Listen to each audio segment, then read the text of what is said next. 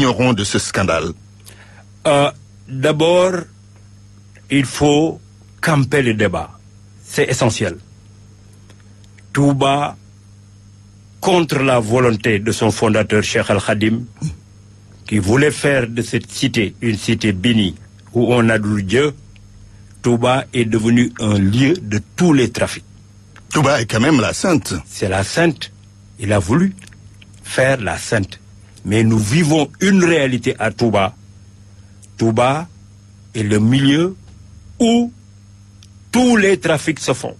Commençons par les trafics de véhicules, les rimes. Commençons par le trafic de chanvre indien. Il nous arrive au tribunal d'avoir des procès pour lesquels des saisies sont faits camions de chanvre indien. Touba, tout le monde le sait, les malfrats de tous bords, de tous acabits, viennent se réfugier à Touba. Mais aussi, Touba, hélas, est le milieu où les faux médicaments foisonnent. Tenez-vous bien, il y a 700 dépôts de faux médicaments à Touba contre tout simplement 40 officines de pharmacie. Et tout ça, c'est connu de l'État? C'est connu de l'État qui est impuissant. Mais je continue. Les dégâts occasionnés. On reviendra sur les dégâts. Oui. Avec des chiffres à l'appui. Des chiffres. Ce sont les plus faibles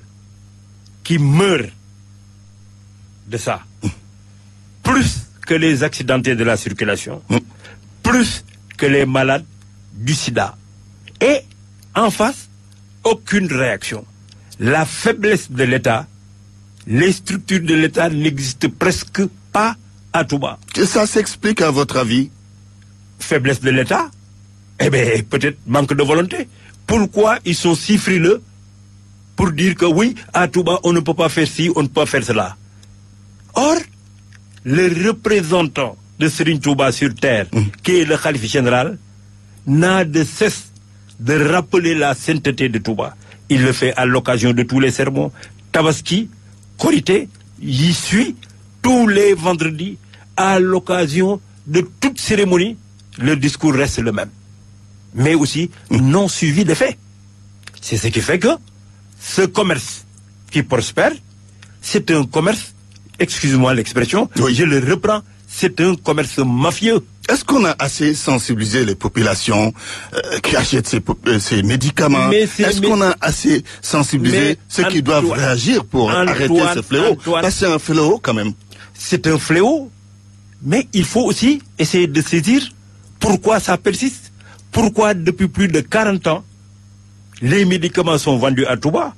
Et à partir de Touba, ces faux médicaments inondent le Sénégal. Ici à Dakar, Kër Serigne bi, c'est qu'il y a des forces très fortes qui pèsent sur le maintien de ce commerce illicite et qui tuent. Je m'explique un peu sur le modus operandi. Ceux qui ont ouvert ces 700 dépôts de faux médicaments se connaissent. Ils se cotisent à coups de milliards. Envoie quelqu'un dans un pays comme la Guinée, il s'approvisionne en faux médicaments qui ne sont même pas commercialisés au Sénégal. De retour à Touba, il les déverse sur le marché. Posez-vous des questions. Pourquoi même la douane n'intervient pas? Comment on peut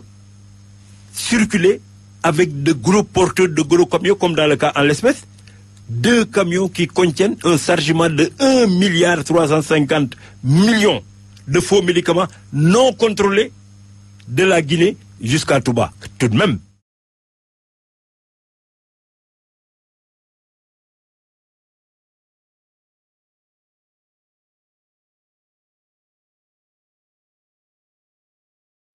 allo oui asalaamaaleykum Wazou maa ngi lay ziar bu baax a baax j'espère que yaa ngi si jàmm en fait man dama bëggoon dellu si waat rek si méfait tarixa yi daal parce que par exemple gis nga démb dama doon seetaan journal ma gis ay douanier ay responsable douanier yu dem seeti xalif bi dem foofu di jéggalu ba pare jox ko 1,5 million pour mu jox ko benn waay benn jabootu benn waay mais xam nga li ci gën a yéeme mooy xalif bi daf leen tëkku menacé leen ne leen bu leen duggati suñu ay affaire fii si Touba fii lu fi am ñun ñoo koy gérer suñu bopp yéen seen yoon nekku ci yéen seen douane nam leen ngeen gérer ko feneen mais xam nga li gën a yéeme ci affaire bi xam nga histoire boobu naka la demee c'est que xam nga douane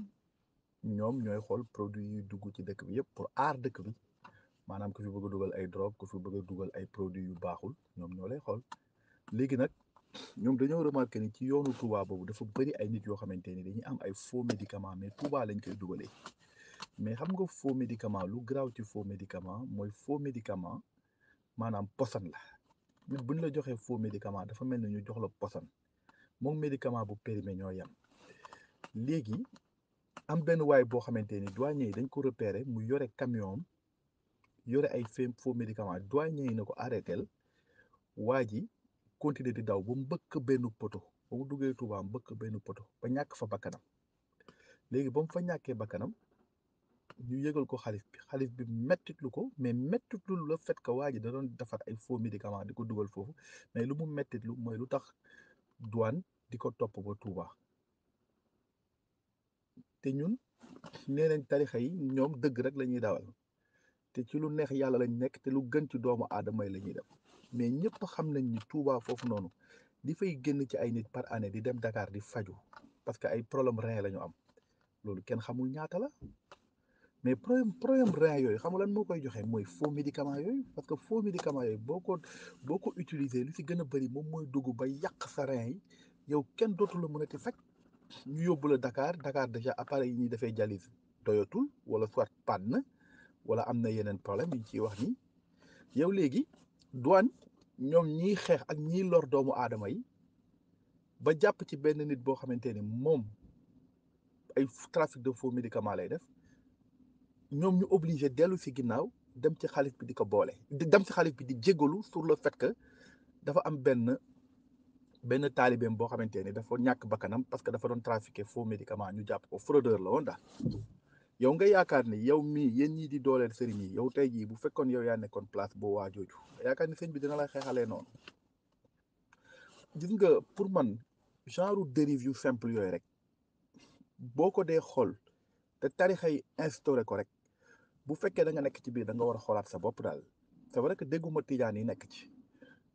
dégguma ko mais xaw ma ndax bu amoon ci famille tijaan yi ndax noonu lay demee tamit wala leneen mais yow yaakaar nga ni ñun ñëpp mën nañ nekk société ñun ñëpp ñuy ay sénégalais ñu juddoo fa màggee fa kenn gënul kenn te yonent bi wax ne nit yi ci jikko la ñuy jibe ak ci ragal yàlla ci jikko la ñuy gënalante ak ci ragal yàlla am ay nit yu jóge fële ñoom ne seen maam a gën ñëpp ba léegi ne ville bi sax ñoom ñoo ko moom ba léegi ne léegi loi yu nekk ci dëkk bi ñoom concerné wu leen daal ñoom daal lu leen neex la ñuy def ñoom li nga xamante ni yow moom leen lay sànkee ñoom kenn du leen ko sànkee mais léegi nag li gën a am solo mooy da ngay réfléchir ñoom doole boobu kat moo leen ko jox mais doole boobu xam nga kat moo leen ko jox du ñoom ñoo ko jox seen bopp taalibe yi ñoo leen ko jox parce que taalibe yi ñoo leen teg foo xamante ni yàlla tegu leen fa ba ñoom léegi ñu yëg seen bopp léegi di def lu leen neex te loolu ñuy def seen intérêt bopp rek la donc man bëggoon naa nga wax ma ndax yow loolu dëgg la ndax yow lu mel noonu nit kooku doon def lu bon loolu noonu ba douane topp ko mu ñàkk bakkanam ba pare douane yi dem foofu di baalu ak sëñ ba pare jox ko 1 million na ko dañuy compenser famille bi ñàkk loolu nga yaakaar ne loolu réewum dëgg loolu am na fa loolu loo xas dëkku tubaab yi ñoom ñàkk dawal dëgg boobu amul ci dëkk yooyu moo tax man di nga affaire tarixa yi man waxuma sax ci côté religion parce que foofu moom ñoom lu leen neex lañ def bu la neexee nga jël sa benn bant nga ne mooy yàlla kooku yow sa affaire la mais boo eggee ci yàlla di nga xam mais ci suñu dundinu bopp ñoom droit yi nga xamante ni dañ ko fixé ci dëkk bi pour mu simplifier ñëpp seen vie ñoom ñu ne loolu concerné wu leen yow loolu lan nga ci xalaat loolu nag ku koy xalaat tuuti di nga xool ndax yow affaire tarixa yi lu ñu war a dooleel la wala lu ñu war a xeex la ci foofu rek te bëri na yeneen fànn man kii démb dama taal journal rek tombé ci mais bëri na ci yeneen fànn yoo xamante ni yu mel nii nga fay gis te lu doy waar la allez asalaamaaleykum allo asalaamaaleykum Pape maa ngi lay ziar j'espère que yaa ngi ci jàmm gis nga te article bi nga dugg nii moom mooy li ma doon wax démb xam nga lii boo ko xoolee yow normalement bu fekkee nit rek nga ne yow tu es né libre nga topp benn groupe comme ni ñuy woowee tarixa yi nga gis ki jiit di am comportement yu mel nii yow bu fekkee wax dëgg yàlla fonk nga sa bopp wala respecté nga sa bopp war nga posé wu ay question nga xoolaat bu baax yow ndax li nga nekk nii dëgg la wala da nga ci nekk ngir sa maa tey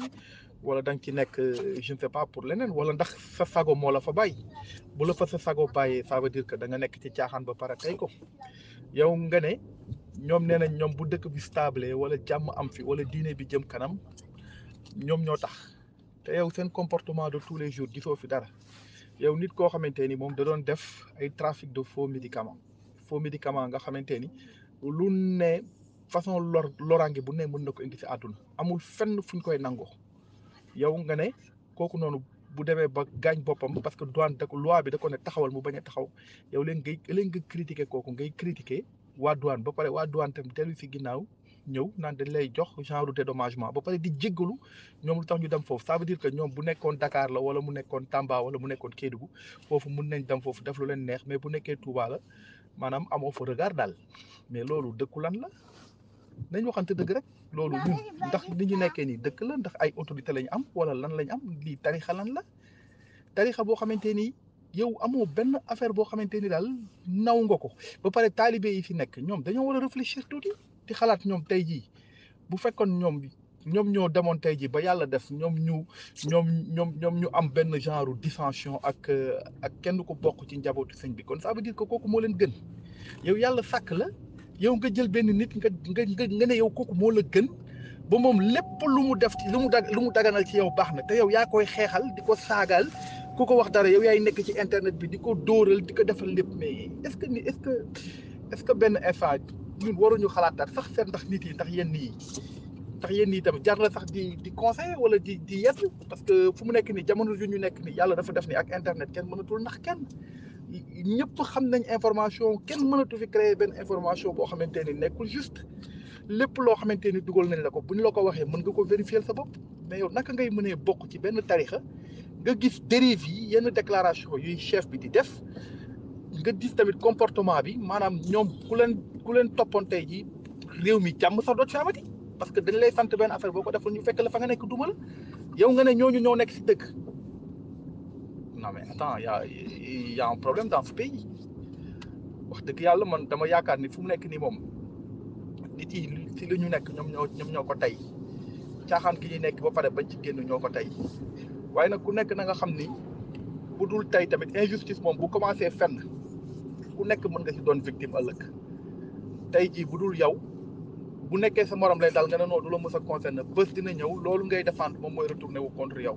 parce que képp kuy dawal injustice si dëkk rek wala ci comportement wala ci diine rek da nga ko war a dénoncer waroo jàpp ni yow foofu nga far fu mu nekk ni ko concerné gu la keneen la concerné bés dina mës a ñëw mu dal sa kaw te tarixa yi ma gis nii seen comportement yi ñu am bay dem léegi bay défendre publiquement seen position yi foofu lañ jëm ak population bi di ci kanam réew lay bët. Allez, asalaamaaleykum.